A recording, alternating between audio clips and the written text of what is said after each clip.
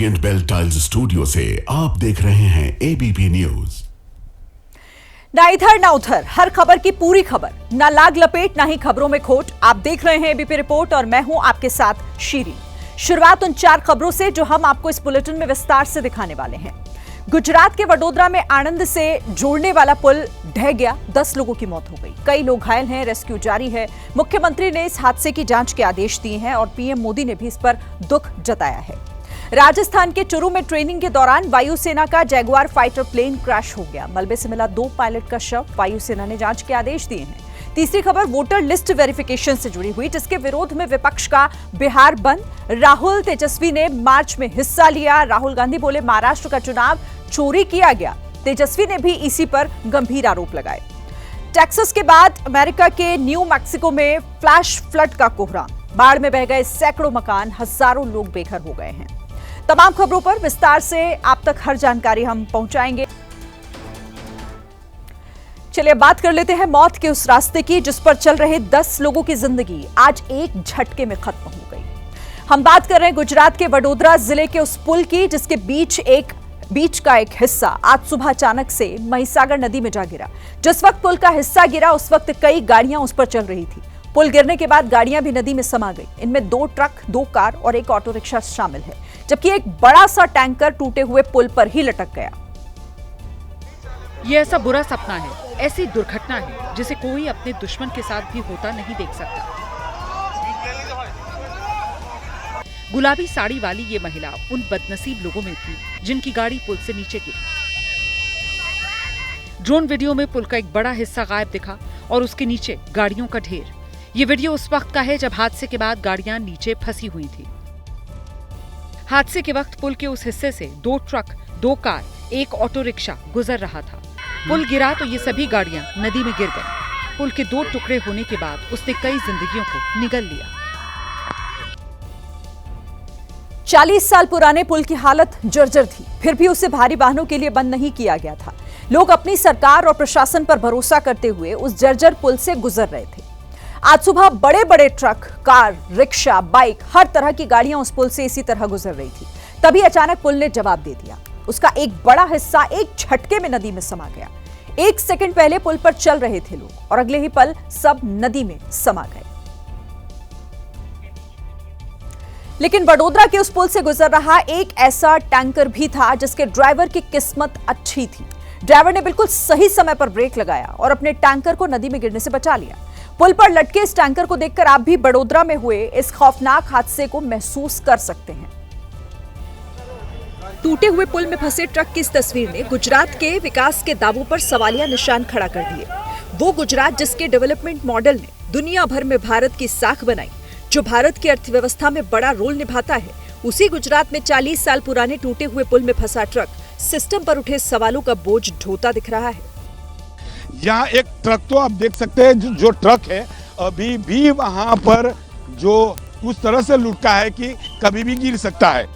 पुल के एक छोर के करीब मौजूद ट्रक किसी तरह खुद को बचाए खड़ा था और अधिकारी उसके पास जाकर मुआयना कर रहे थे। हादसे वाली जगह का मंजर ऐसा था कि ऊपर ट्रक पुल में फंसा था और नीचे नदी में गिरे लोगों का रेस्क्यू किया जा रहा था। पुल पर फंसे ट्रक को देखने के लिए स्थानीय लोगों की भीड़ जमा हो गई।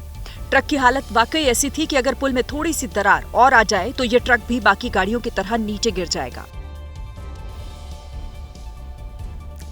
सिस्टम की अनदेखी से गुजरात में यह बड़ा हादसा हुआ, लेकिन गुजरात के आम लोगों ने आज दिल जीत लिया। ये बात सही है कि लोगों को मरने के लिए छोड़ने वाले अधिकारी हादसे की खबर मिलने के बाद पहुंचे, लेकिन उनके आने से पहले ही वडोदरा के पादरा इलाके के लोग देवदूत बनकर वहां पहुंचे। स्थानीय लोगों ने नदी में गिरे लोगों की जिस तरह से मदद की, उसकी तस्वीरें देखकर आपकी आंखें भी नम हो जाएंगी। पुल से नीचे गिरी कार में मौजूद लोगों को बाहर निकालने के लिए पूरा गांव टूट पड़ा। पानी के बीच सबने पहले तो गाड़ी पलटाई, इसके बाद गांव के लोगों ने खुद ही रेस्क्यू करना शुरू किया। पानी में फंसे लोगों को निकालने के बाद उन्हें एम्बुलेंस तक पहुंचाने के लिए ह्यूमन चेन बनाया गया। गाँव वालों की मेहनत रंग लाई, उनकी वजह से कई लोगों की जान बच पाई। वडोदरा में नदी के पानी में रस्सी की मदद से लोगों को बचाने की कोशिश हुई और आप देख सकते हैं कि पानी इतना भारी है, बहाव इतना ज्यादा है, फिर भी यहाँ रेस्क्यू की कामगिरी हो रही है। एक ट्रक है, आप देख सकते हो। पुल से नीचे गिरने के बाद एक तरफ गाड़ियां नदी में डूबती जा रही थी, तो दूसरी ओर एनडीआरएफ और दूसरी रेस्क्यू की टीमें उन गाड़ियों को बाहर निकालने की कोशिश में लगी थी। ट्रक के हर कोने में रस्सी लगाकर उसे किसी तरह पानी से निकालने की जद्दोजहद हो रही थी। अपनी आंखों के सामने 10 लोगों को लापरवाही की वजह से दम तोड़ते देख स्थानीय लोगों का भी गुस्सा फूटा। जिस जगह पर पुल गिरा वहां के लोगों ने सरकार और सिस्टम पर सवाल उठाए। लोगों का आरोप था कि 40 साल पुराने पुल की जर्जर हालत जानकर भी अधिकारियों ने मरम्मत के नाम पर सिर्फ लीपापोती की। मात्र जो ब्रिज पे खड्डे थे वही खड्डे पुरवाए, जो उसका नीचे वाला स्ट्रक्चर था वो स्ट्रक्चर इन्होंने रिपेयरिंग नहीं करवाया। अधिकारियों पर लापरवाही का आरोप लगाने वालों में कांग्रेस के पूर्व विधायक भी शामिल थे। उन्होंने तो पिछली बार गुजरात सरकार पर गंभीर आरोप लगाए। नितिन भाई पटेल जो मार्ग मकान विभाग थे, डेप्यूटी सीएम थे, उनको बार बार रजूआतें यहाँ पे हमने की थी कि ब्रिज तात्कालिक दौरान अभी भारदारी वाहनों के जो लोडेल वाहन हैं उनके लिए ब्रिज बंद कर दिया जाए। स्थानीय नेताओं की मांग को दरकिनार करते हुए प्रशासन ने पुल को चालू रखा। यहाँ तक कि पुराने पुल की जर्जर हालत पर कई आवेदन भी दिए गए, लेकिन हर बार सिर्फ मरम्मत ही हुई। और अब सिस्टम से सवाल की बारी। गुजरात में क्या अधिकारी घोड़े बेचकर सो रहे थे? उन्हें जर्जर पुल की ये हालत दिखाई नहीं दी क्या? वडोदरा जिले में जो पुल गिरा वो 1985 में बनकर तैयार हुआ था, यानी वो 40 साल पुराना पुल था। इलाके के स्थानीय नेताओं ने दावा किया है कि उन्होंने कई बार पुल के जर्जर होने की रिपोर्ट प्रशासन को दी थी। 212 करोड़ की लागत से नया पुल बनाने की मंजूरी भी मिल गई थी, लेकिन अधिकारियों ने एक बार भी ये नहीं सोचा कि अगर पुल गिरने की हालत में है तो कम से कम बरसात के मौसम में ही सही पुल पर ट्रक जैसी भारी गाड़ियों को एंट्री ना दी जाए। आरोप है कि अधिकारियों की इसी लापरवाही की वजह से आज यहां ये हालात पैदा हुए।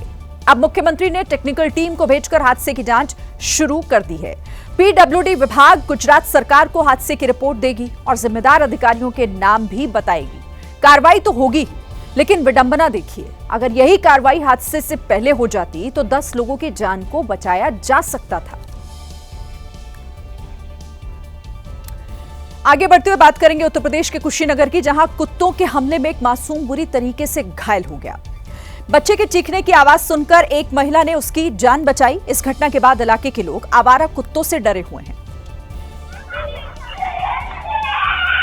5 साल का मासूम अपने घर के बाहर खड़ा था, तभी आवारा कुत्तों के झुंड ने उस पर हमला कर दिया।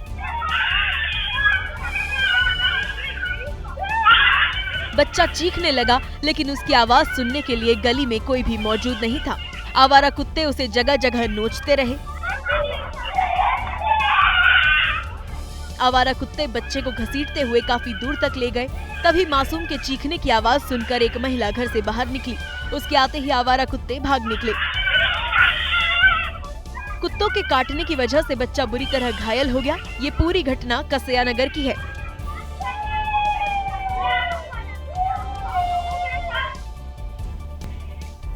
धर्मांतरण का गिरोह चलाने के आरोपी छांगुर बाबा के ठिकानों पर आज भी बुलडोजर वाली कार्रवाई जारी है।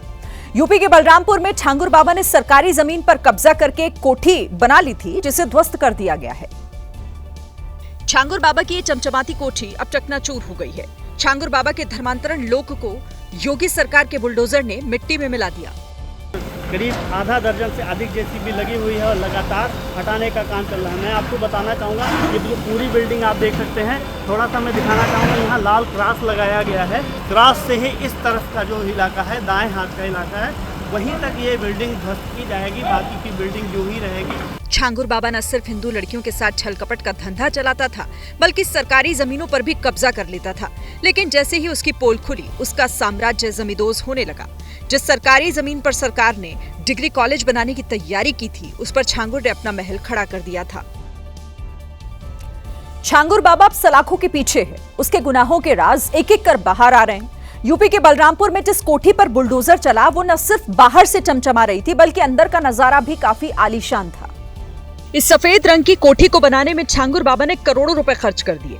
इसकी बनावट ऐसी थी जैसे किसी बड़े व्यापारी या किसी बड़े नेता का फार्म हाउस हो। लेकिन प्रशासन की नजरों से ये ज्यादा दिनों तक बच नहीं पाया। जिस हिस्से पर बुलडोजर चला, वहां 40 कमरे बनाए गए थे। इस अवैध हिस्से पर बिजली की सप्लाई के लिए सोलर पैनल लगाए गए थे। इस हिस्से में 10 सीसीटीवी लगाए गए थे। कोठी के चारों तरफ बाउंड्री वॉल पर तार दौड़ाई गई थी। इस तार में रात के वक्त करंट दौड़ाया जाता था ताकि कोई अंदर ना आ सके। मेन गेट से कोठी तक जाने के लिए 500 मीटर की प्राइवेट रोड बनी हुई है। इस अवैध हिस्से को छांगुर बाबा ने उस नीतू उर्फ नसरीन के नाम पर बनवाया था, जिसका धर्मांतरण करवाया गया था। सीएम योगी ने कल ही कह दिया था कि छांगुर बाबा को बख्शा नहीं जाएगा।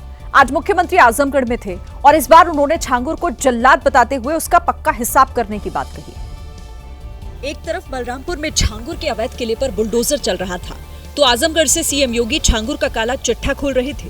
और आपने देखा होगा अभी समाज विरोधी और राष्ट्र विरोधी कार्रवाई में लिप्त तत्वों के खिलाफ कैसे कार्रवाई हो रही है। कल बलरामपुर में आपने देखा होगा एक जल्लाद को हम लोगों ने वहां पे भी गिरफ्तार किया है।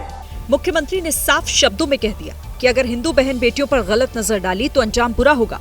कैसे वहां हिंदू बहन बेटियों के इज्जत के साथ खिलवाड़ करता था, पैसे में सौदेबाजी करता था, लेकिन अब ऐसे तत्वों के साथ सख्ती की जा रही है। हम समाज को भी टूटने नहीं देंगे, राष्ट्र विरोधी और समाज विरोधी तत्वों को भी चकनाचूर करके रहेंगे। छांगुर बाबा पर अभी तो एक्शन शुरू हुआ है। आने वाले दिनों में छांगुर को अफसोस जरूर होगा कि उसने जो किया वो सही नहीं था। मान्यता है कि शिक्षक छात्रों को अच्छाई और ईमानदारी का पाठ पढ़ाते हैं, लेकिन मध्य प्रदेश के सिंगरौली में एक स्कूल के प्रिंसिपल पर ही चोरी का आरोप लगा। प्रिंसिपल की इस हरकत ने हर शिक्षक का सिर शर्म से झुका दिया है। चोरी साइकिलों की हुई, एक नहीं, दो नहीं, बल्कि पूरी 23 साइकिलें। चोरी तब पकड़ी गई जब प्रिंसिपल 3 महीने से घर पर रखी साइकिलों को बेचने की योजना बना रहे थे। इसी दौरान किसी ने पुलिस को खबर कर दी। दरअसल जिन साइकिलों की चोरी हुई वो सरकारी योजना के तहत छात्राओं को बांटने के लिए आई थी, लेकिन उससे पहले ही स्कूल के प्रिंसिपल ने बड़ा खेल कर दिया। पुलिस ने जब इस मामले में छापेमारी की तो 23 साइकिलों को बरामद किया। बहरहाल प्रिंसिपल पर जांच बैठा दी गई है। अब बात कुदरत के कहर की करेंगे। महाराष्ट्र के नंदुरबार में उस वक्त हड़कंप मच गया जब कुछ पर्यटक वाटरफॉल में फंस गए। पर्यटक वाटरफॉल का लुत्फ उठा रहे थे, तभी पानी का स्तर अचानक से बढ़ने लगा, जिसकी वजह से वाटरफॉल में नहा रहे पर्यटक वहां फंस गए। झरने के दोनों तरफ पर्यटक फंसे हुए थे। इसके बाद स्थानीय लोगों ने रेस्क्यू शुरू किया। गांव वालों ने झरने के बीच में सपोर्ट के लिए एक बांस लगा दिया और फिर इस बांस के सहारे पर्यटकों को निकालना शुरू किया। पानी का बहाव इतना तेज था कि जब काली शर्ट पहने एक युवक उफनाए झरने के एक छोर से दूसरे छोर आने लगा तो वो पानी में बहने लगा। हालांकि लोगों ने उसे बचा लिया। इसके बाद सफेद रंग की टी शर्ट पहने एक बच्चे ने भी जब झरना पार करने की कोशिश की तो वो भी बहते बहते बाल बाल बचा। पानी की रफ्तार इतनी तेज थी कि कोई भी सैलाब के सामने ढंग से खड़ा भी नहीं हो पा रहा था। वो तो गनीमत रही कि गांव वाले मौके पर आ गए और सभी पर्यटकों को सुरक्षित बचा लिया। हिमाचल प्रदेश के मंडी से तबाही की एक और खतरनाक तस्वीर सामने आई है। मंडी के पांडवशिला में एक लग्जरी कार बाढ़ में बह गई। कार का जो वीडियो सामने आया उसमें एक कार नदी किनारे मलबे में फंसी हुई दिखाई दी और वीडियो में दिखा कि सफेद रंग की कार नदी में लटकी हुई थी। कार के आगे का हिस्सा झुका हुआ था। बताया गया कि कार मालिक ने हाल ही में नई कार ली थी और नदी में जब बाढ़ आई तो घर के बाहर खड़ी कार भी बाढ़ के साथ बह गई। पास में ही एक और कार सैलाब में फंसी दिखाई दी, जिसे निकालने के लिए बुलडोजर की मदद ली गई। वहीं बाढ़ और बारिश से मंडी में कई घर भी क्षतिग्रस्त हो गए। बुधवार को नागपुर में हुई मूसलाधार बारिश की वजह से काफी कहर बरपा। भारी बारिश से कई इलाकों में बाढ़ जैसे हालात बन गए। नरेंद्रनगर में तो सड़कों पर इतना पानी भर गया कि कई मकान पानी में डूब गए और ऐसा लगा मानो पानी की शक्ल में आसमान से आफत बरस रही हो, क्योंकि भारी बारिश के बाद नागपुर के नरेंद्रनगर में सड़कें डूब गई। मोहल्ले में जितने भी घर थे वो सभी बाढ़ में डूबे नजर आए। वहां का नजारा देखकर तो ऐसा लग रहा था जैसे ये घर किसी नदी के ऊपर बने हो, क्योंकि जहां तक नजर जा रही थी सिर्फ पानी ही पानी दिख रहा था। मूसलाधार बारिश ने नागपुर के कई इलाकों में जनजीवन को अस्त व्यस्त कर दिया। बताया जा रहा है जो लोग इन घरों में फंसे थे उन्हें सुरक्षित स्थानों पर पहुंचाया गया है। नेपाल से सटे यूपी के श्रावस्ती में भी 6 घंटे की बारिश से बाढ़ जैसे हालात हो गए, जहां कई जगहों पर बाढ़ का पानी सड़क और पुलिया के ऊपर बह रहा है। इससे कई जगह पर आवाजाही पूरी तरीके से प्रभावित हुई है।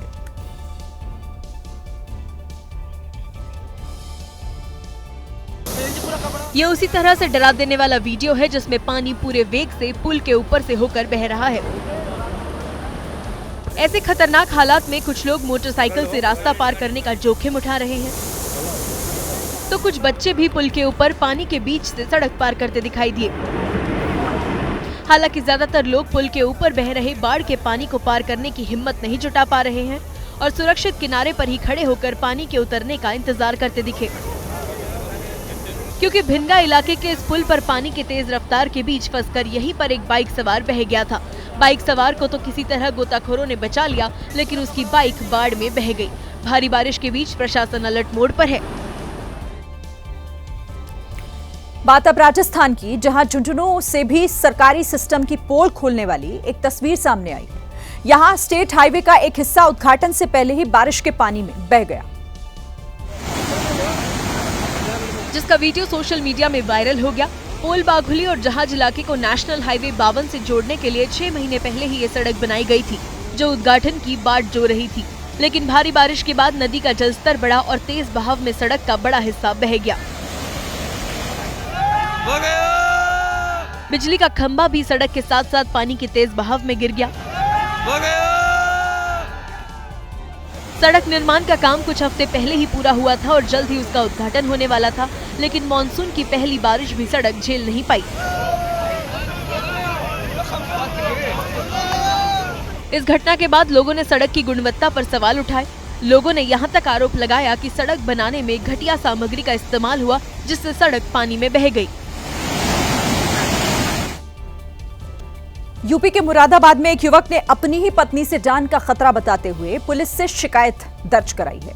युवक का आरोप है कि उसने मेहनत मजदूरी करके अपनी पत्नी को पढ़ाया लिखाया और एएनएम की नौकरी दिलवाई। अब वही उसकी दुश्मन बन बैठी, क्योंकि एएनएम बनते ही उसकी पत्नी दूसरे को दिल दे बैठी। तो मैं कैसे क्या करूंगा बताओ, रह के ये मरवा देगी मुझे डर इसलिए है कि मरवा देगी। पीड़ित संतपाल ने कहा कि उसने अपनी पत्नी को एएनएम की नौकरी दिलाने के लिए दिन रात मेहनत की और 5 से 6 लाख रुपए खर्च किए, लेकिन नौकरी मिलने के बाद वो पड़ोस में रहने वाले सुनील चौहान नाम के शख्स के प्यार में पड़ गई। धीरे धीरे उनकी नजदीकियां बढ़ी। पत्नी ने अपने भाइयों के साथ मिलकर उसकी हत्या की योजना बना ली। पुलिस ने इस मामले में जांच के बाद कार्रवाई का भरोसा दिया है। तो उसमें हम लोग गहराई से इसकी छानबीन कर रहे हैं और जो आरोप प्रत्यारोप है उसके दृष्टिगत जो भी साक्ष्य मिलेगा उसके हिसाब से हम लोग इसमें अग्रिम कार्रवाई करेंगे। संतपाल की शादी 2014 में पम्मी सागर से हुई थी। शुरुआती कुछ सालों तक सब कुछ ठीक रहा, उनके 2 बच्चे भी हुए, लेकिन आरोप है कि एएनएम बनते ही पत्नी का रवैया बदल गया। हीरों की धरती कहे जाने वाले मध्य प्रदेश के पन्ना में एक मजदूर रातों रात लखपति बन गया। इस मजदूर ने हीरा खुदाई के लिए प्रशासन से लीज पर जमीन का एक छोटा सा टुकड़ा लिया था और खुदाई के पहले ही दिन मजदूर माधव कृष्ण की किस्मत जैसे चमक गई। पहले ही दिन खुदाई के दौरान उसे खदान से हीरे का टुकड़ा मिला। जांच के बाद पता चला कि खुदाई में मिले हीरे की कीमत 40 लाख रुपए है। पन्ना प्रशासन के मुताबिक जो हीरा माधव को मिला वो 11 कैरेट 95 सेंट का है।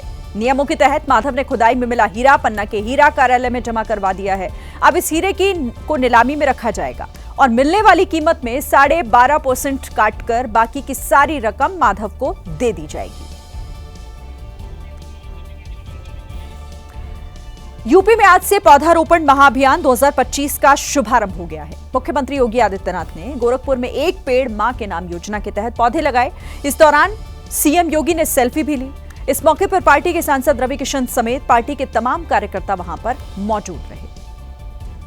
तो एक पेड़ मां के नाम यूपी में इस अभियान की शुरुआत की गई। योगी आदित्यनाथ भी इसमें शामिल हुए, सेल्फी लेते हुए वो नजर आ रहे हैं।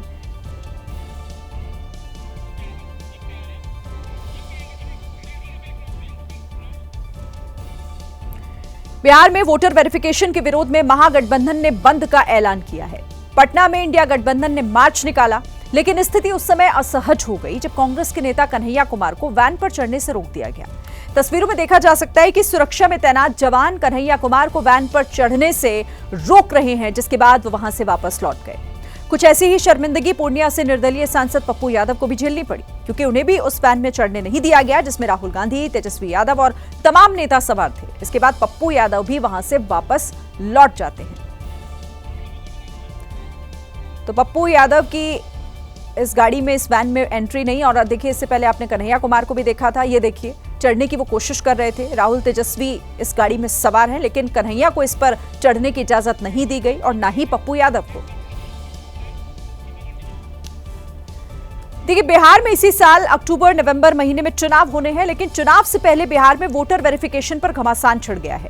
चुनाव आयोग के वोटर वेरिफिकेशन कराने के विरोध में महागठबंधन ने बंद का ऐलान किया है।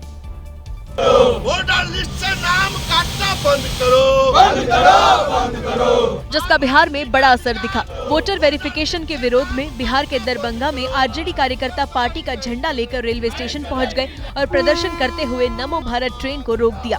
नागरिक को तंग करना बंद करो, बंद करो, बंद करो। तानाशाही नहीं चलेगी। प्रदर्शनकारी काफी देर तक नमो भारत ट्रेन के सामने प्रदर्शन करते रहे, जिसकी वजह से ट्रेन काफी देर तक वहां फंसी रही। नहीं चलेगी। प्रदर्शन की कुछ ऐसी ही तस्वीरें बिहार के अररिया जिले से भी सामने आई। यहाँ नरपतगंज रेलवे स्टेशन पहुंचकर निर्दलीय सांसद पप्पू यादव के समर्थकों ने जोरदार प्रदर्शन किया और ट्रेन को काफी देर तक रोके रखा। बड़ी बात यह है कि प्रदर्शनकारियों के निशाने पर सीधे सीधे चुनाव आयोग रहा, जबकि प्रदर्शनकारियों ने प्रधानमंत्री नरेंद्र मोदी पर भी हमला किया है। अनोखे प्रदर्शन की एक तस्वीर बिहार के हाजीपुर से सामने आई। यहां पर आरजेडी कार्यकर्ता घोड़ा और भैंस लेकर प्रदर्शन करने पहुंच गए थे। और बिहार के हाजीपुर में घोड़े के ऊपर बैठकर आरजेडी कार्यकर्ताओं ने नेशनल हाईवे 22 को जाम कर दिया। इस दौरान आरजेडी कार्यकर्ता अलग अलग नारे लगाकर चुनाव से ठीक पहले वोटर वेरिफिकेशन कराने का विरोध जता रहे थे। निर्वाचन आयोग मुर्दाबाद, मुर्दाबाद, मुर्दाबाद। बिहार सरकार हाय हाय हाय हाय हाय हाय। कुछ आरजेडी कार्यकर्ता तो सड़क पर चादर बिछाकर सोते नजर आए। पूछने पर प्रदर्शनकारी कार्यकर्ताओं ने बताया कि चुनाव आयोग भी सो रहा है, इसलिए वो चुनाव आयोग को नींद से जगाने के लिए कुछ इस अंदाज में प्रदर्शन कर रहे हैं।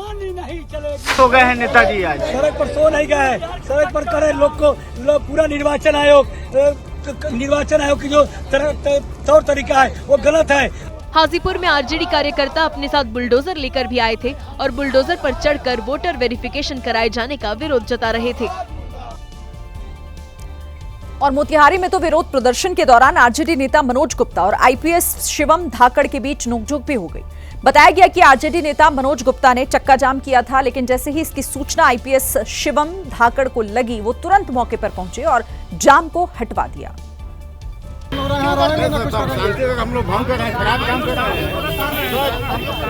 जिसके बाद आरजेडी नेता मनोज गुप्ता और आईपीएस शिवम धाकड़ के बीच जमकर बहस हो गई। आप इस धरती पे सबसे प्रताड़ित आदमी आप हैं। मैं उससे आपसे सहमत हूं, पर कोई और आदमी को आप नहीं रोक सकते। पुलिस ने प्रदर्शनकारी आरजेडी नेताओं को दो टुक शब्दों में चक्का जाम करने से मना किया, तो आरजेडी नेता पुलिस से उन्हें गिरफ्तार करके जेल भेजने की मांग करने लगे। पहली बार ऐसा हो रहा है, पहली बार जाति हो रहा है। तो हम लोग को अरेस्ट कीजिए ना, थाने पे जाना है, चले जाइए पैदल खुद से। आपको थाने पे जाने का मैंने खुद से चले जाइए। आरजेडी नेताओं ने आरोप लगाया कि प्रशासन सरकार के इशारे पर विपक्ष के आंदोलन को कुचलना चाहता है। वोटर वेरिफिकेशन के खिलाफ बिहार में हुए इस विरोध प्रदर्शन की चर्चा आज देश भर में इसलिए भी हुई क्योंकि विरोध प्रदर्शन को धार देने के लिए खुद राहुल गांधी पटना पहुंच गए। राहुल गांधी ने विरोध प्रदर्शन में बढ़ चढ़कर हिस्सा लिया। और ये पहली बार हुआ कि लोकसभा में नेता प्रतिपक्ष राहुल गांधी और आरजेडी नेता तेजस्वी यादव एक साथ सड़क पर उतर आए। इसके बाद महागठबंधन के नेताओं का काफिला आयकर गोलंबर से चुनाव आयोग के दफ्तर की तरफ बढ़ा, लेकिन इसी बीच राहुल गांधी ने संविधान दिखाते हुए चुनाव आयोग पर आरएसएस और बीजेपी जैसा काम करने का आरोप लगा दिया। आपका काम बीजेपी का काम करने का नहीं है, आपका काम हिंदुस्तान के संविधान की रक्षा करने का है। आप अपना काम नहीं कर रहे हो। तेजस्वी यादव ने कहा कि गुजरात के दो लोग तय नहीं करेंगे कि कौन वोट देगा और कौन नहीं। जो उनको आका जो लोग कहते हैं वही लोग कर रहे हैं। दो गुजरात के लोग तय करेंगे कौन बिहारी वोटर वोट देगा कौन नहीं देगा। हालांकि बीजेपी ने विपक्ष के सभी आरोपों का खंडन किया। बीजेपी ने कहा महागठबंधन का बिहार बंद फ्लॉप शो है और ये लोगों को परेशान कर रहे हैं। लुधियाना में पुलिस की लेट लतीफी से हत्या के आरोपी महिला के शव को फेंककर फरार हो गए। शव को एक बोरे में पैक किया गया था। फिलहाल आरोपियों की बाइक को पुलिस ने जब्त कर लिया है। इसी बाइक से आरोपी शव को लेकर आए थे। सड़क पर रेहड़ी लगाने वाले एक शख्स को जब शक हुआ तो उसने उन्हें पूछताछ के लिए रोक लिया।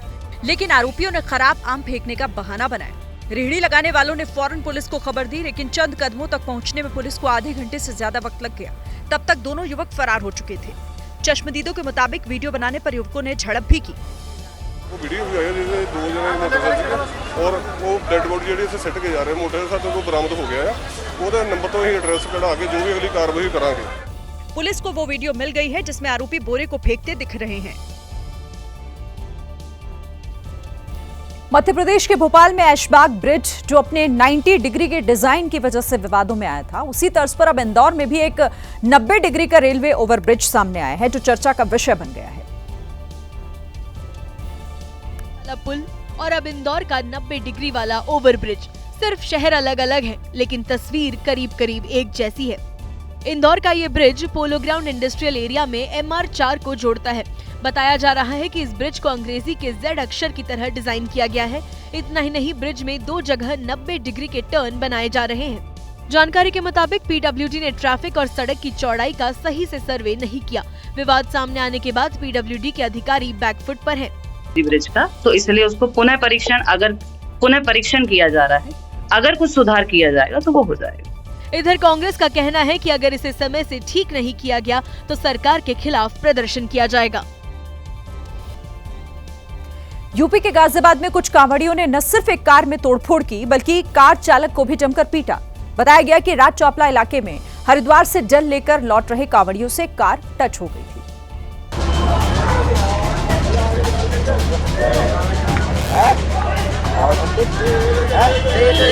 जिससे कावड़ियों का गुस्सा भड़क गया और उन्होंने हंगामा शुरू कर दिया। कावड़ियों ने कावड़ खंडित होने का आरोप लगाया और कार पर टूट पड़े। कावड़ियों ने पहले कार में तोड़फोड़ की और फिर कार चालक को बाहर खींच लिया और उस पर डंडों की बरसात कर दी। मामले की जानकारी मिलते ही पुलिस भी वहां पहुंच गई। पुलिस ने किसी तरह आक्रोशित कावड़ियों को शांत कराया। पुलिस ने आरोपी ड्राइवर को हिरासत में ले लिया, जिसके बाद कावड़िए वहां से आगे के लिए रवाना हो गए। कांवड़ यात्रा की तैयारियों को लेकर यूपी के मेरठ में एक उच्च स्तरीय बैठक हुई है और इस बैठक में उत्तर प्रदेश के मुख्य सचिव मनोज कुमार सिंह, डीजीपी राजीव कृष्ण समेत दिल्ली, हरियाणा, राजस्थान और उत्तराखंड के भी अधिकारी शामिल हुए। बैठक के दौरान अधिकारियों को खास निर्देश दिए गए, जिसके मुताबिक कावड़ मार्ग पर साफ सफाई की पूरी व्यवस्था होगी। पीने के पानी और शुद्ध भोजन की व्यवस्था सुनिश्चित की जाएगी। सड़क मरम्मत का काम 2 से 3 दिनों में पूरा किया जाएगा। कावड़ियों के लिए नहर में संतुलित मात्रा में पानी छोड़ा जाएगा। कावड़ मार्ग पर ट्रांसफार्मर और बिजली के खंभे ढके जाएंगे। खाद्य विभाग के अधिकारी ढाबों और शिविरों में भोजन की गुणवत्ता की जांच करेंगे। ये धार्मिक यात्रा है जो सद्भावना के साथ और धार्मिक भावना के साथ इससे ट्रेवल कर रहे हैं, तो ये सभी के भावनाओं का ख्याल रखना ये हम सबकी जिम्मेदारी है। बैठक के बाद मुख्य सचिव और डीजीपी मेरठ कैंट स्थित सिद्धपीठ और गढ़नाथ मंदिर पहुंचे। दोनों ने वहां जलाभिषेक किया, साथ ही सुरक्षा व्यवस्था का निरीक्षण भी किया। बैठक के दौरान जहां कांवड़ियों की सुविधाओं को ध्यान में रखते हुए अफसरों को खास दिशा निर्देश जारी किए गए, वहीं कांवड़ियों के लिए भी कुछ निर्देश जारी किए गए हैं ताकि कांवड़ यात्रा के दौरान न तो शिव भक्तों को और न ही वहां से गुजरने वाले लोगों को कोई परेशानी हो।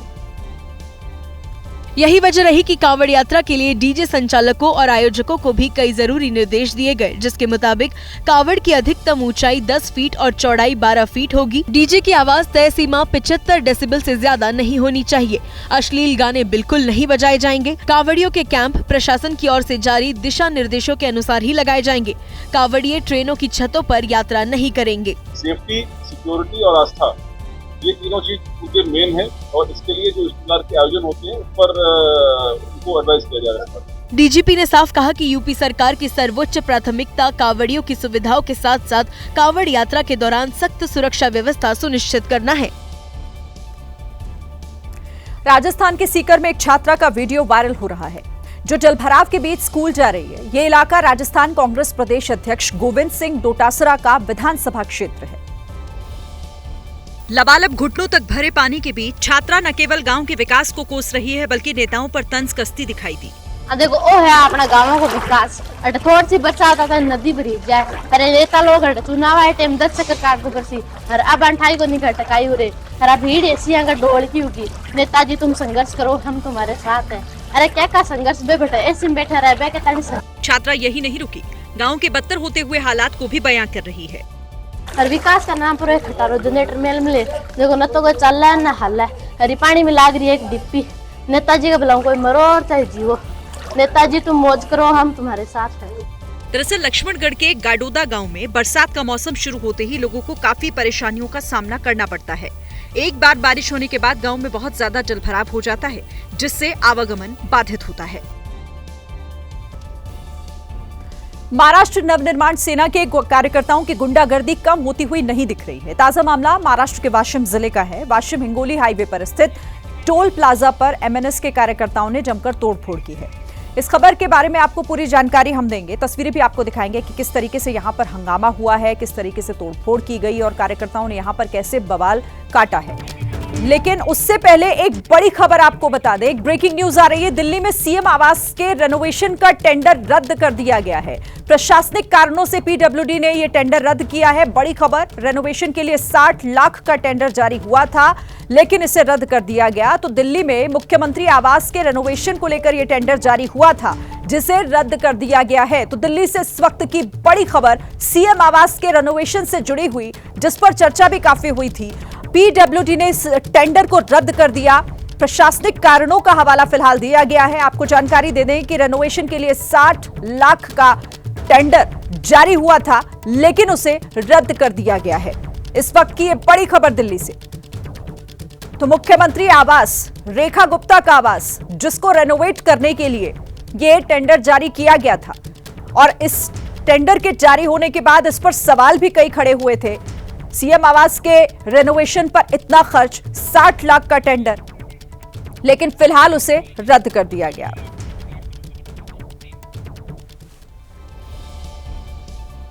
इस खबर पर आपको अपडेट पहुंचाएंगे। फिलहाल एक बार फिर से महाराष्ट्र की बात कर लेते हैं। महाराष्ट्र नवनिर्माण सेना के कार्यकर्ताओं ने किस तरीके से गुंडागर्दी एक बार फिर दिखाई है, जहां वाशिम हिंगोली हाईवे पर स्थित टोल प्लाजा पर एमएनएस के कार्यकर्ताओं ने जमकर तोड़फोड़ की।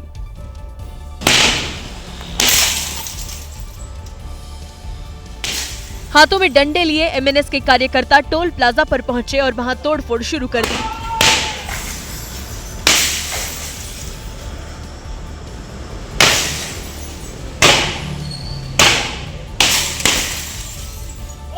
कार्यकर्ताओं ने एक एक कर टोल प्लाजा पर बनाए गए केबिन के शीशे तोड़ दिए।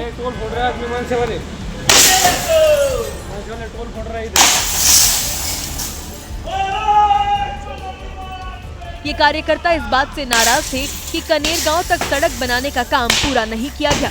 कार्यकर्ताओं का आरोप है कि बार बार ज्ञापन देने के बाद भी सड़क पूरी तरह नहीं बनाई गई। इसी बात से नाराज कार्यकर्ताओं ने टोल प्लाजा पर जमकर बवाल काटा।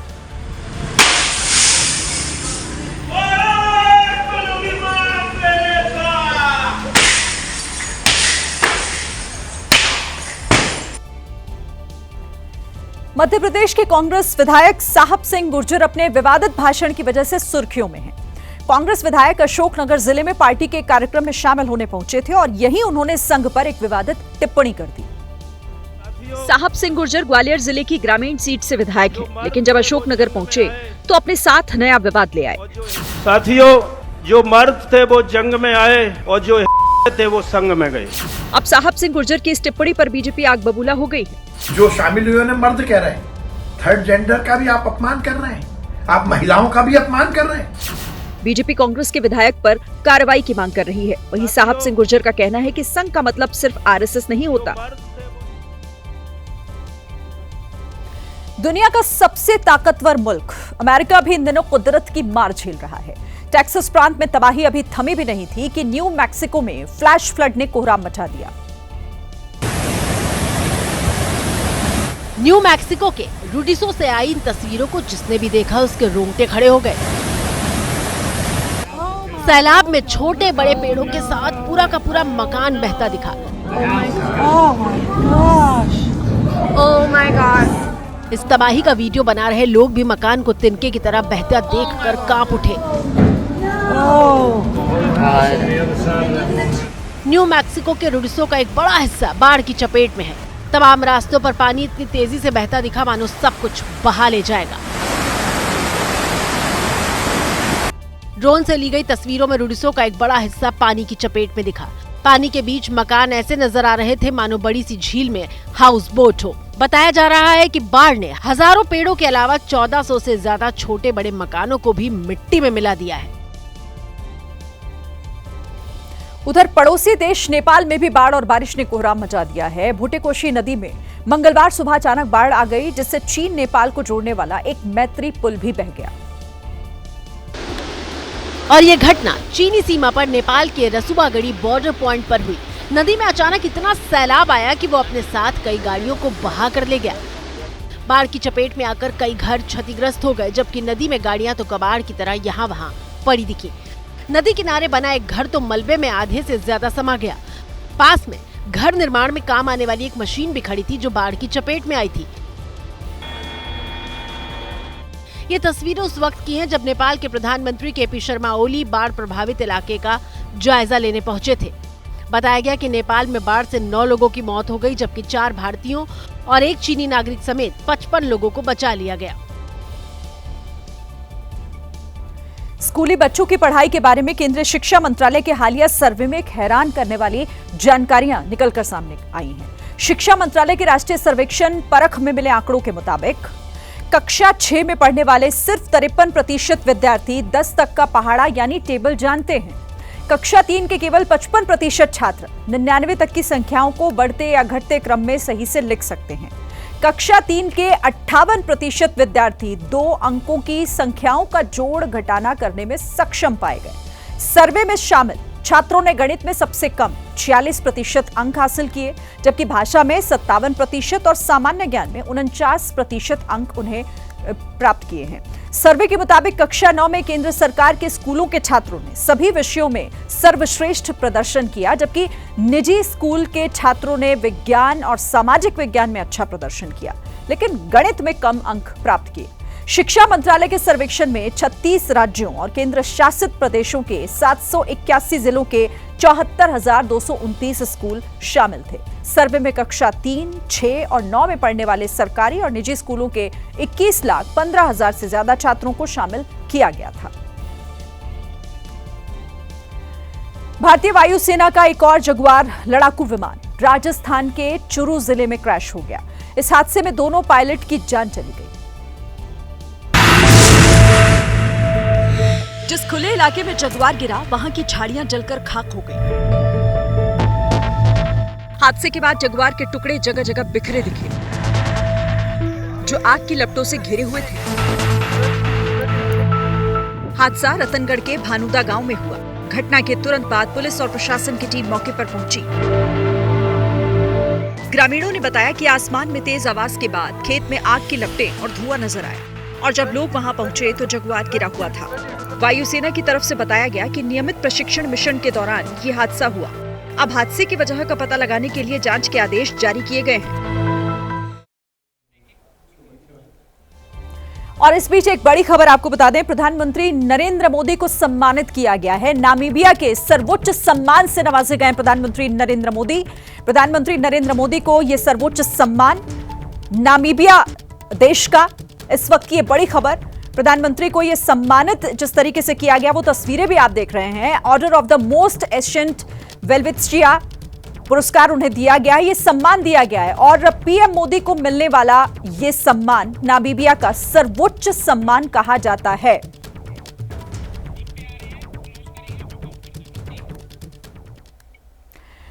और इसी के साथ ये थी आज की एबीपी रिपोर्ट। कल भी जारी रहेगी खबरों की खोज। तब तक के लिए आप देखते रहिए एबीपी न्यूज। नमस्कार।